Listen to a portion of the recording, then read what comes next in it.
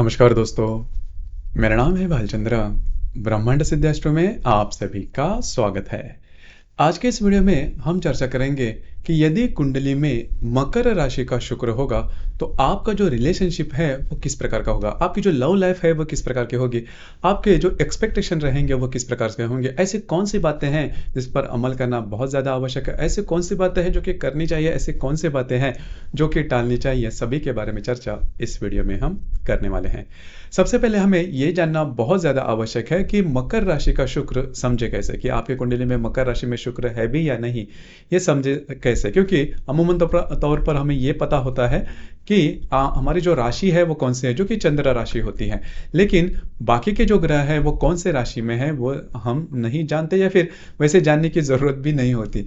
लेकिन यदि आपको जानना है कि आपके कुंडली में यह जो शुक्र है, ये शुक्र मकर राशि का है भी या नहीं, इसकी वजह से इसके लिए आपको आपकी जो कुंडली है वो देखनी होगी। अगर आप कुंडली देखते हो तो कुंडली में 12 खाने होते हैं, मतलब जिसे हम घर भी कहते हैं, भाव भी कहते हैं, या फिर स्थान भी कहते हैं। अब इन 12 घरों में 12 अंक होते हैं, मतलब एक अंक से लेकर 12 अंक होते हैं।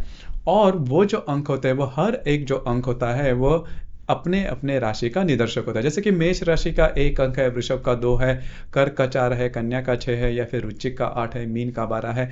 इस प्रकार से हर एक राशि के अपने अपने अंक होते हैं और वो फिक्स होते हैं, वो नियमित होते हैं, वो कभी भी बदलते नहीं। तो यदि आपके कुंडली में 9 अंक जिस भी खाने में है, जिस भी स्थान में है, उस स्थान में यदि शुक्र है तो आपके राशि में जो शुक्र है वो शुक्र धनु राशि का है। लेकिन हम जो अभी बात कर रहे हैं कि यदि आपके राशि में शुक्र अगर जहां पर 10 नंबर है, तो 10 नंबर जिस स्थान पर है उस स्थान में यदि शुक्र है तो आपका जो शुक्र है वो मकर राशि का शुक्र है, जो कि इस वीडियो में हम चर्चा करने वाले हैं। दूसरी ज़्यादा महत्वपूर्ण बात, दूसरी एक थोड़ी सी बात थोड़ी सी अलग है कि हम नॉर्मली हम ये देखते हैं कि राशियों के आधार पर हम ये देखना चाहते हैं कि हम आपको विवाह सुख है या नहीं, या फिर रिलेशनशिप का सुख है भी या नहीं।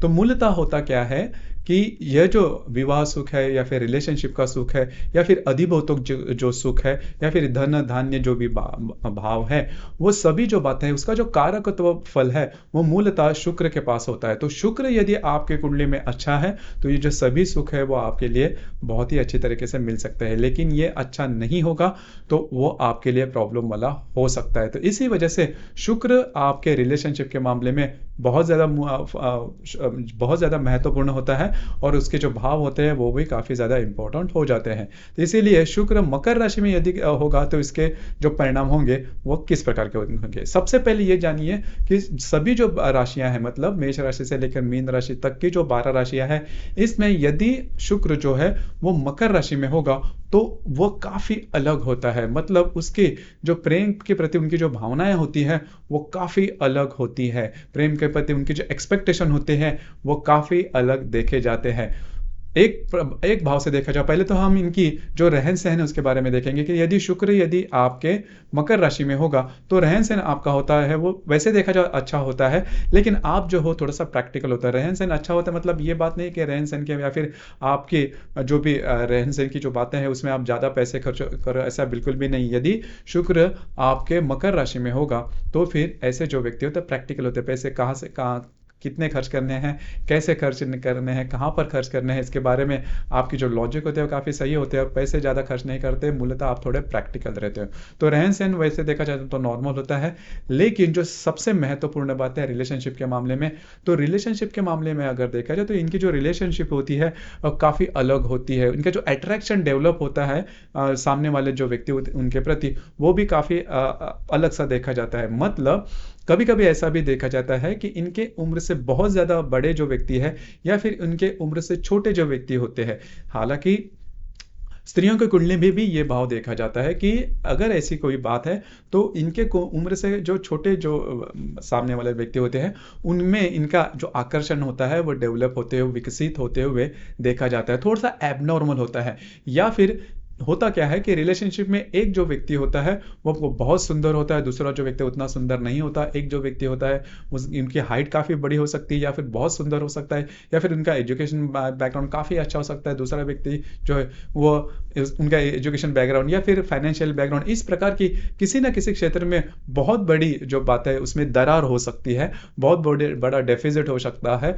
तो वही बात इनमें देखिए, और ये बात बहुत खास होती है। कभी कभी ऐसा भी होता है कि उम्र से बहुत ज़्यादा बड़े व्यक्ति में जो है वह इंटरेस्ट डेवलप होते हुए नजर आता है। तो यदि मकर राशि में शुक्र है तो आपके लिए ये बात थोड़ी सी अलग होती है और थोड़ी अलग प्रकार की भी देखी जाती है। तो ये बात जान लेना बहुत ज़्यादा आवश्यक है। हालांकि ऐसे जो व्यक्ति मतलब जिनका भी मकर राशि में शुक्र है वो रिलेशनशिप में आते हैं, लेकिन उनकी जो लॉन्ग टर्म रिलेशनशिप है जो मैंने अभी बताई वो थोड़ी सी अलग प्रकार की होती है। दूसरी ज़्यादा महत्वपूर्ण बात, रिलेशनशिप काफ़ी ज़्यादा देर तक रह सकती है। हालांकि ये जब भी किसी के साथ सीरियस रिलेशनशिप में जाते हैं तो बहुत ज़्यादा सोचते हैं, मतलब इनकी सोच होती है उसके बारे में वो काफ़ी ज़्यादा होती है कि सिर्फ और सिर्फ रिलेशनशिप नहीं, रिलेशनशिप के आगे की जो बात है, पायदान है, जो कि शादी। तो रिलेशनशिप नहीं करना है, रिलेशनशिप में अगर वह सीरियस होते हैं तो रिलेशनशिप शादी में भी परिवर्तित होनी चाहिए। और पहली सबसे महत्वपूर्ण बात, इनकी जो रिलेशनशिप है वो काफ़ी आगे तक चलती रहती है। मतलब ऐसा नहीं है कि रिलेशनशिप हो गई और बहुत कम कालावधि में शादी हो गई, ऐसा इनके बारे में होने के चांसेस काफ़ी कम होते हैं। तो ये, और हमेशा ये देखते हैं कि सामने वाला जो व्यक्ति होता है वो हर परिस्थिति में किस प्रकार से बिहेव करेगा, उसका रहन सहन कैसा है, उसकी दृष्टि कैसी है, उसका चाल चलन कैसा है, या फिर जीवन के प्रति उनकी आस्थाएं किस प्रकार की है, या फिर वे जो व्यक्ति होते हैं वो कर्म को कितना तवज्जो देते हैं। तो ये जो सभी बातें हैं वो देखी जाती है और कई महीनों के बाद या फिर कई सालों के बाद भी इनकी जो रिलेशनशिप है वो फुलफिल हो सकती है।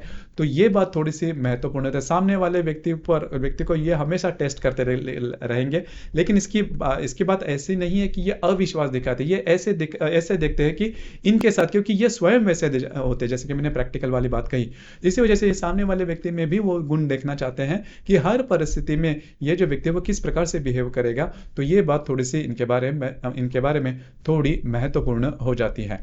तो यदि मकर राशि में यदि शुक्र है तो पहली बात तो वो सीरियस रिलेशनशिप में जल्दी नहीं आते, अगर आते हैं तो वो एक्सपेक्ट करते हैं कि सामने वाला जो व्यक्ति है वो जो रिलेशनशिप है काफ़ी सालों तक वो रहनी चाहिए, जो कि वैसे देखा जाए तो काफ़ी महत्वपूर्ण बात होती है।